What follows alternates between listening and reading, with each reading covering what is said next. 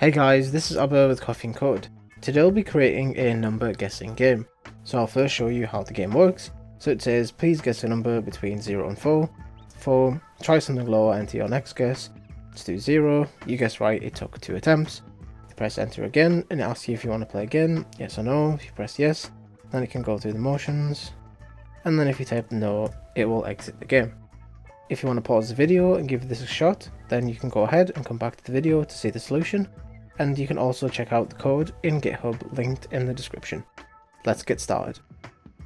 So here we are with a blank canvas in Visual Studio, so we'll just start with the console.writeLine just to make sure our console doesn't close when the program ends. So in order for our program to generate a random number, we need to use a library called random. So we can create a variable with type random, and we can just say random number generator equals new random. So this will create a new random object inside our random number generator, and then we can use it in the next line. So we can say something like int real number equals random number generator dot next, and then we can put our range inside the brackets. So in this case we can say 5 for example, and then if we just do a print line, and if we just print the real number and we keep running it, you can see now it says 3.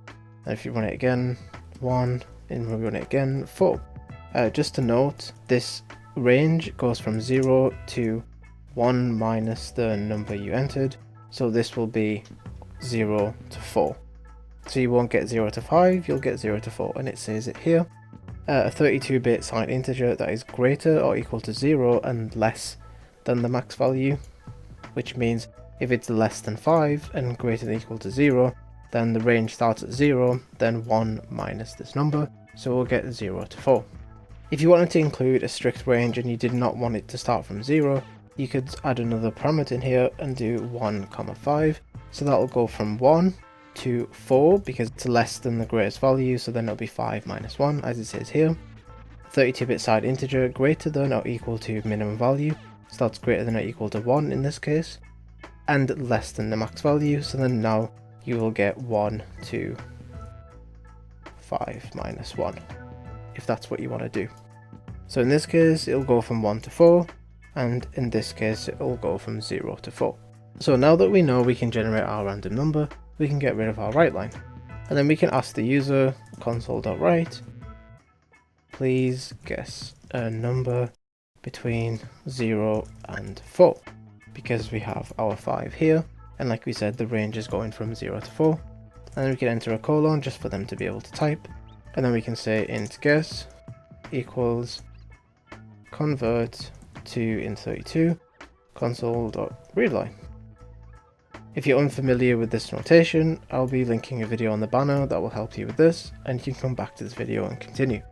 So after we've asked them to guess a number between 0 and 4, because our range is 5, we can input the value that they've suggested.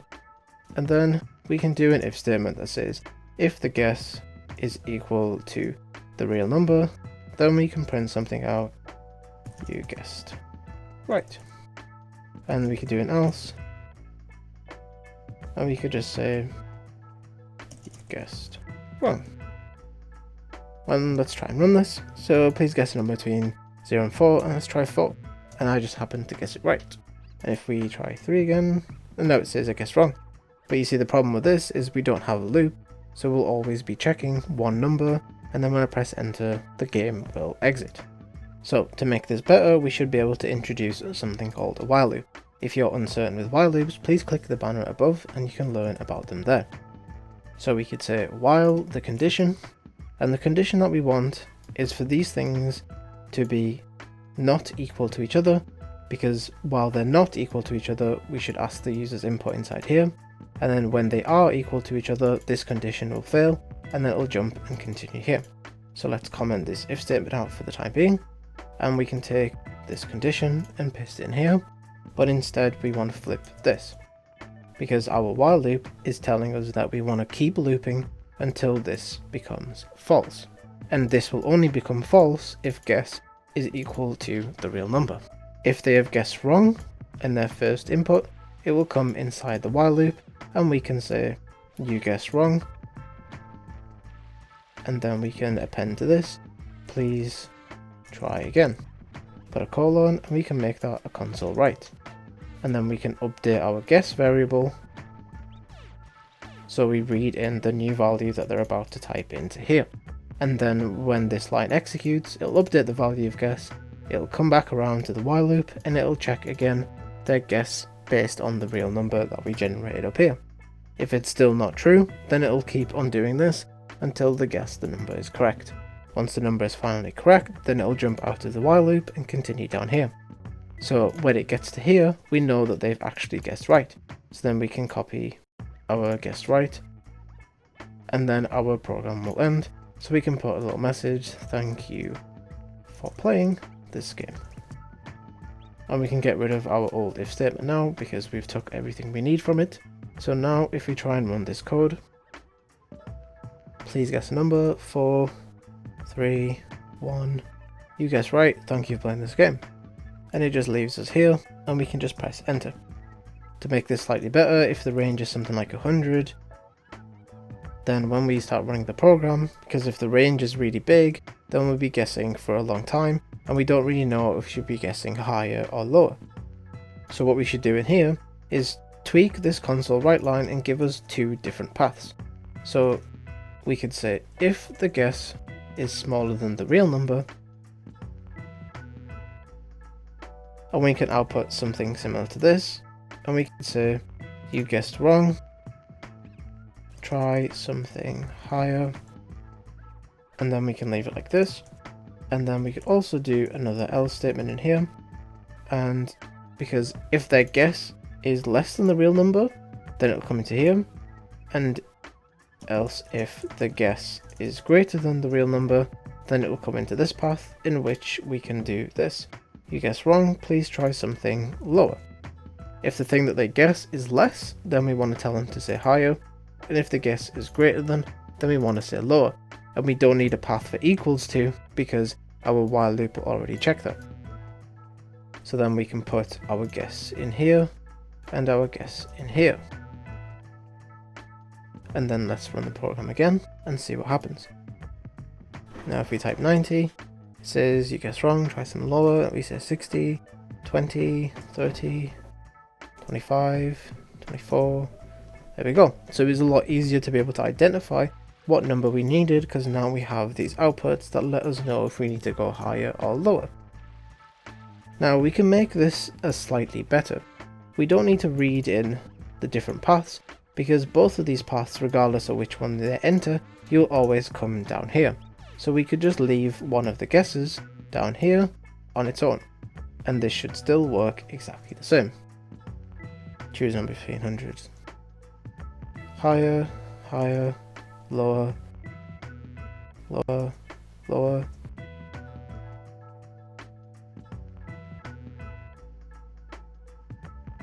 There we go. So you can see our output is still the same.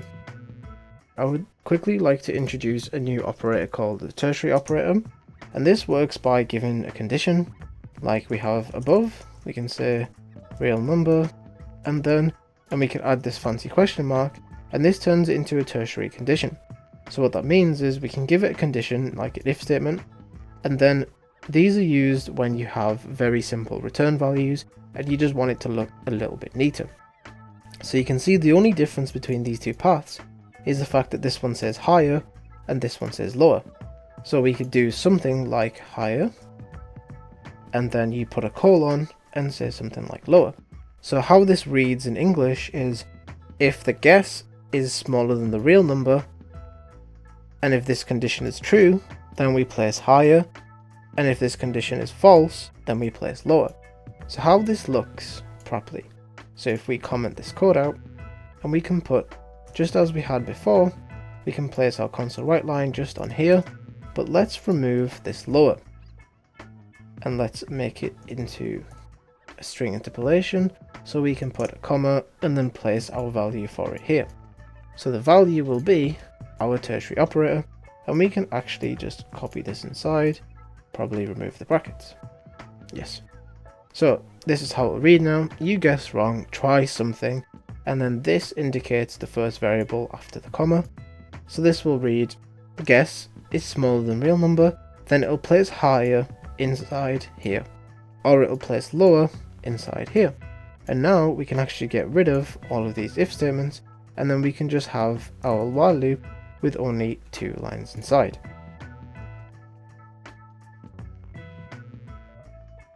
Just make the number smaller to make it easier to find.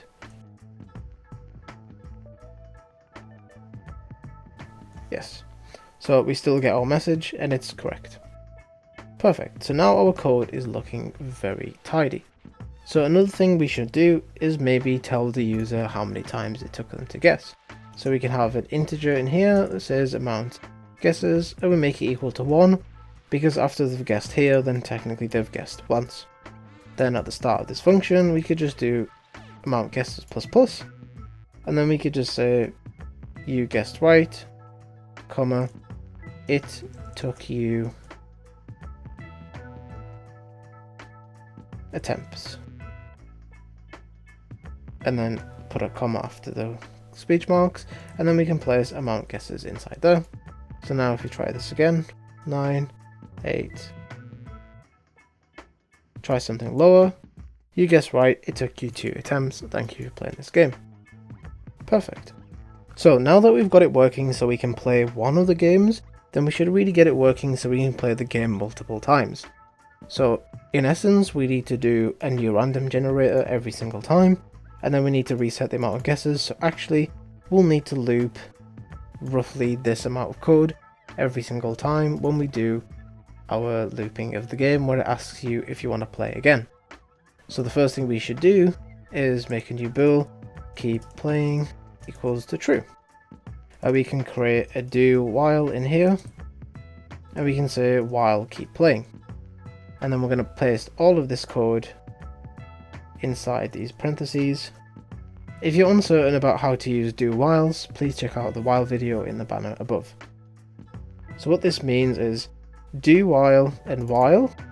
While will only enter if this condition is true, and do while will always do the contents between the parentheses once, and then it will check the while loop to see if it needs to loop again. So in this case it will go through all of this, and then since we've set it to true and we haven't really asked the user anything, then it'll just keep repeating indefinitely until we close the program, and that's not something we want to do. So we need to ask the user at the bottom if they want to keep playing. So we can say console.write, do you want to play again, and y/no in brackets so they know what to enter. And then we could just say play option equals console.readline.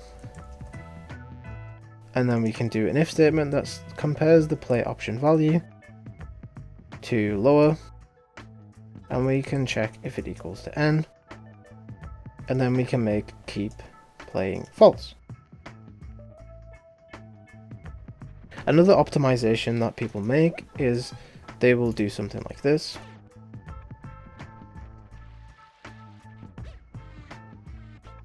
Change this to true, and then also make another path underneath that says if we're using n or y. So y tells us that we want to keep playing, and n tells us that we don't want to keep playing. But you don't need both of the paths, because if you've already set the value to true, there's no point in setting it to true again. So you only need to check for the condition that makes it different to its original value. So the only way that we can stop the game is by the user typing in n. And if they type in n, then we change keep playing to false. But if they type in anything other, e.g. y, then we don't do anything, which means the default value is still being retained. So we don't need to check for the y path and make it equal to true, because it already is true. So we can just leave it like this. Read in the value from what the user said, y or n, and then we check if they said n, and then we can make it equal to false. So let's try that.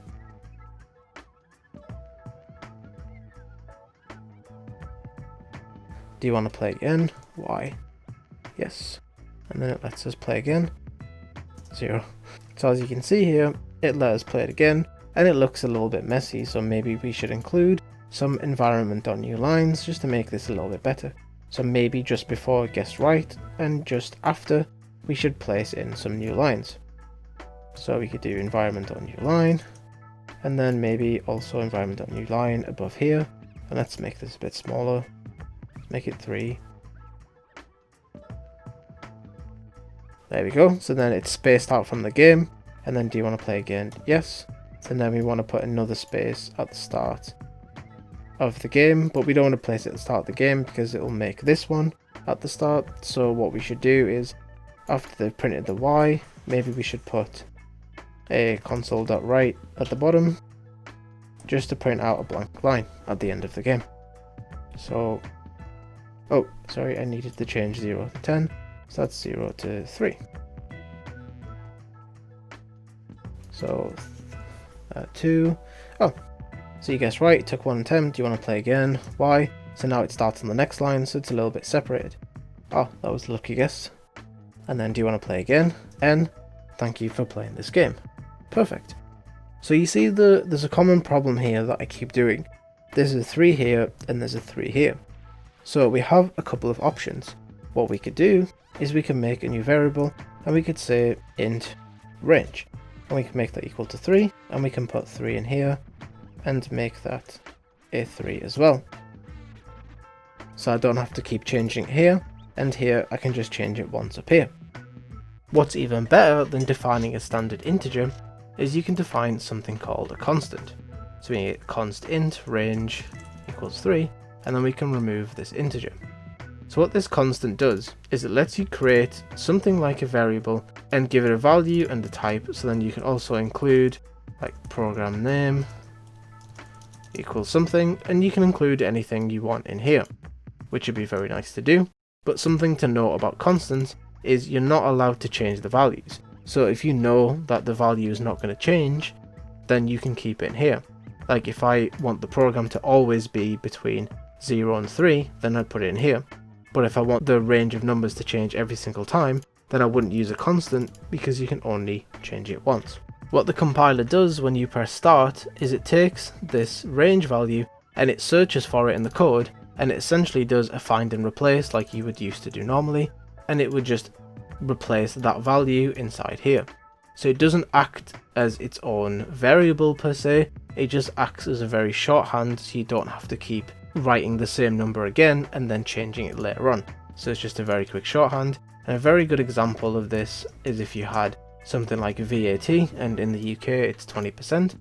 Let's say in the future you made a big banking program and you wanted everything to use this calculation, and then all of a sudden it went up to 21%, then you can very easily change it and you don't have to go through every single reference and changing it to 21, which is why using constants is handy as long as you know value isn't going to change during runtime. If it's going to change during compile time, like when you change it here, then that's fine, but you can't change the value of any constant while the program is actually running. So now what's also good is to look for ways that we can make this slightly better. So we always look for ways that we can include functions, and we look for similarities. So I guess we have a value here that says console.write, and then on the next line we have the exact same thing to convert the value of the console read line to an integer 32 and then return it back as an integer. And then we also have exactly the same thing here. So we can make these lines of code slightly smaller with a function. So let's make a new function, public static, and then we want to return back an integer because that's what we'll be storing it into. Int read int from console. And then we can have a string message because we can also pass it in this message that we have right here. So we just have these two lines, so maybe we can copy this in. And then we can replace this entire string with our new string message parameter. And then instead of storing it into guess, we want to be returning it back from the function. If you're uncertain about functions, please click in the banner above to learn more about functions. Instead of this, we can use our return type, which is our integer, which is why this is complaining. It says not all the code paths return a value. So now that we've printed the message to the console, we want to read the value in from the user's input, convert it to an integer 32, and then we want to return it back to where we called the function from. So now we can make these two lines a little bit simpler. So if we just comment this out for the time being, we could say int guess equals read int from console, and then we can put our message inside there, which is this. And we're going to have a slight problem here because it's going to notice that it says it doesn't take 2 arguments. So when you do this, this is actually under string.format.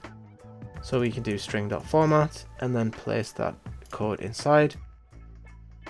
And then we can take that and place it inside here. Because what we're telling is we're saying, please format this because we have the string interpolation here. And then we pass it to our string.format function. If you didn't want to do that and you just wanted to pass it normally, then you don't include the string interpolation, and then you can concatenate it normally like this. Like this. So please guess a number between 0 and then make sure to put the space in, then you insert the integer value, and then you don't need a space here, you just want the colon straight after the value, and then you can put your space in. So it's either or which way you want to do it, and then we can do the same thing for the bottom. So we could comment these 2 lines again, and we could say guess equals read in from console, and then we can grab this code and then copy it into here, and the same thing applies here, which is why it's trying to read 2 arguments.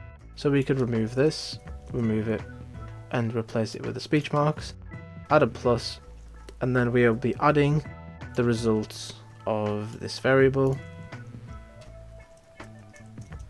and then we can add the quote back inside and remove that comma.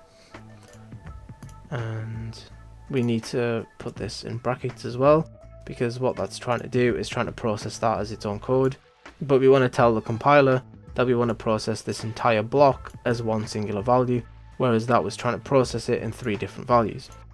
So now it will read you guessed wrong, try something, and then this will return the value that gets placed after the word something, and then straight after, whether it says higher or lower, we want to put our colon followed by a space, and then the user can type in there, and then it should load it back into guess.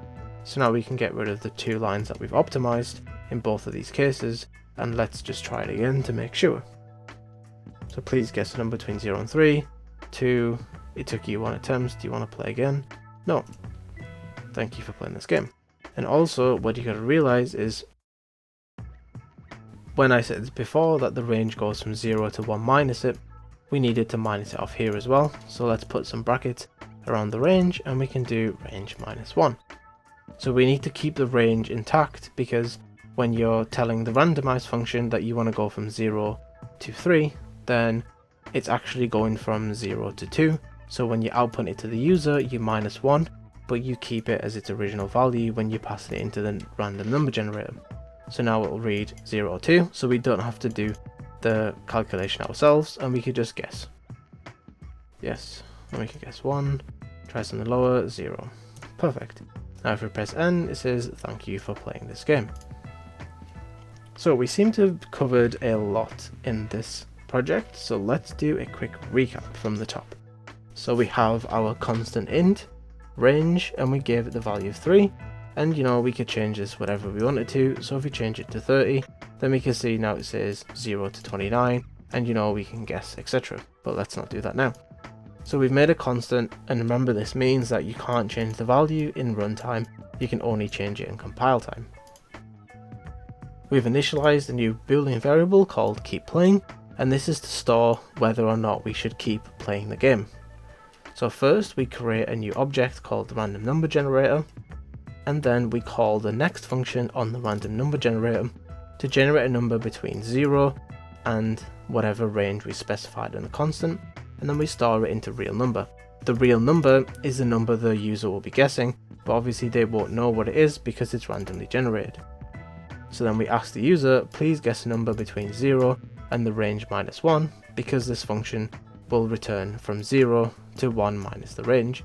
We make a new variable called amount guesses and store it equal to 1, because as soon as they've guessed here, that's technically one guess. Now if they guess incorrectly, then it'll go inside this while loop and it will append 1 to amount guesses. And then after you've told them that they've guessed wrong, you also tell them if you want to try something higher or try something lower using this tertiary operator. So how this works is it checks the condition first, guess is smaller than real number. If this condition is true, the value will be placed higher straight after the word something, or the value will be placed lower straight after the word something, and it's solely dependent on this condition. After it's printed, try something higher or lower, it will print a colon and give a space for the user to enter the next number. It will keep looping around this while loop until the user guesses it correctly. After the user has finally guessed correctly, it will tell them you guessed right, it took you X amount of guesses, which will get placed into here, and then it will ask the user, do you want to play again, which where they can enter Y or N at the end to indicate if they want to play again, yes or no. We read that value in from the console, and then we go to the if statement, which will check if lower, because if someone enters Y or N like this, you wanna rule out the amount of possibilities that the console can have.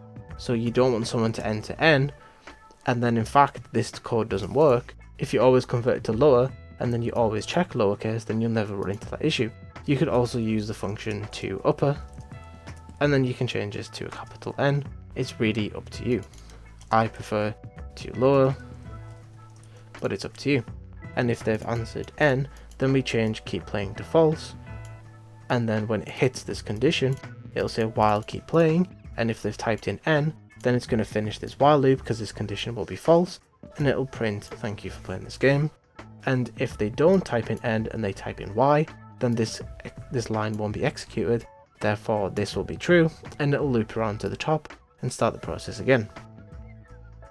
So this function below takes in a string message and returns back an integer, and we have two lines in this function.